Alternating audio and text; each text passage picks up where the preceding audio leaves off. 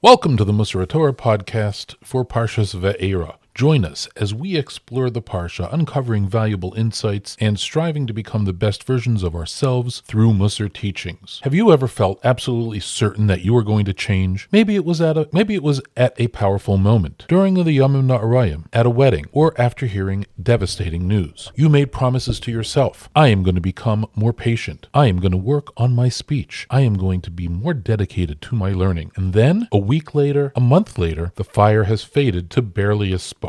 Why is it so difficult to transform moments of inspiration into lasting change? The Torah gives us a fascinating clue in this week's Parsha. Hashem gives us the following mitzvah. Vayadaber Hashem el Moshe ve'el Aharon v'yatzeveim el b'nei Yisrael ve'el Paro melech Mitzrayim lahotzi es b'nei Yisrael me'eretz Mitzrayim. And Hashem spoke to Moshe and to Aaron, and he commanded them regarding the children of Israel and regarding Paro, the king of Egypt, to take the children of Israel out of the land of Mitzrayim. The Talmud Yerushalmi in Rosh Hashanah comments in the name of Reb Shmuel bar Yitzchak that this pasuk refers to Hashem commanding the laws of freeing a slave. According to the Yerushalmi, this was the very first mitzvah given to Bnei Yisrael. Reb Chaim Shmuelevitz Zecher Levracha asks a fundamental question. Why? Of all the mitzvahs Hashem could have given at this precise moment in history, why specifically the laws about emancipating slaves? To understand this, Reb Chaim brings us a powerful story from the Gemara about Rabbi Elazar ben Dordia, a man who had fallen into a pattern of serious sin. One day, as he was about to repeat this sin yet again, the person he was with made an offhand comment. Elazar, you're so far gone, there is no way you could ever do tshuva. Something in those words pierced through to his soul, and Rabbi Elazar went and sat on a mountain and wept. He cried until his neshama literally left his body. At that moment, a heavenly voice proclaimed, Rabbi Elazar ben Dordia has entered Olam Haba. When Rebbe heard this story, he wept. Why should Rebbe have cried? Shouldn't he have been overjoyed that Rabbi Elazar elevated himself from such depths to acquire his portion in the world to come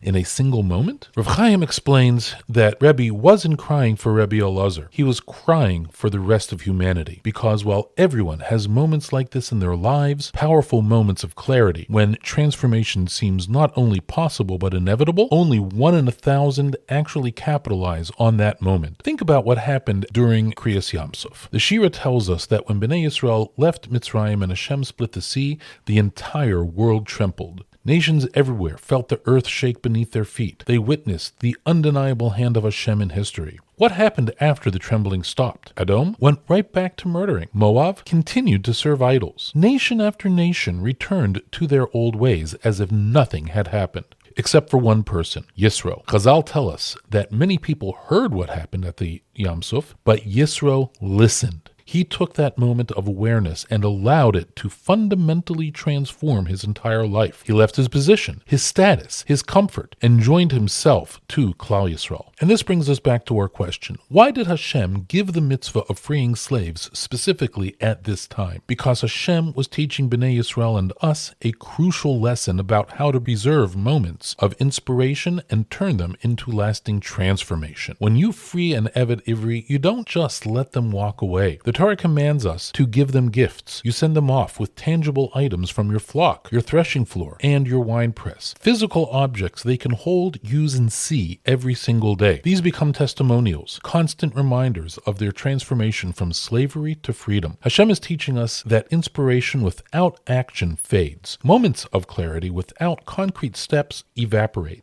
If you want to transform a powerful moment into lasting change, we need to create something tangible, a testimonial that serves as a permanent reminder of our commitment. Rabbi Elazar ben Dordai wept on that mountain. The tears became his testimonial. They were so real, so concrete, they physically transformed his entire being. When Yisro came to join Klal Yisrael, he didn't just think nice thoughts about change. He packed up his entire life and moved. That was his testimonial. Here's our challenge for this week. The next time we feel that surge of inspiration, whether it's from davening, learning, or a meaningful conversation, don't let it remain abstract. Create a testimonial. Maybe it's writing it down and putting it somewhere that you will see it daily. Maybe it is setting up a specific accountability system with a friend. Maybe it's making an immediate concrete change to your schedule or environment that reflects your new resolve. The key is this: make it real, make it tangible, make it something that will outlast the emotion of the moment. The question isn't whether we will have moments of inspiration. We will. The question is whether we will be able to be that 1 in 1,000 who actually transforms that moment into lasting growth. Thank you for learning with me today. If you found this episode meaningful, please share it with someone who might benefit. And remember, moments of inspiration are gifts, but what we do with them is our choice. I am Aaron Benedict, and this is Musar Torah.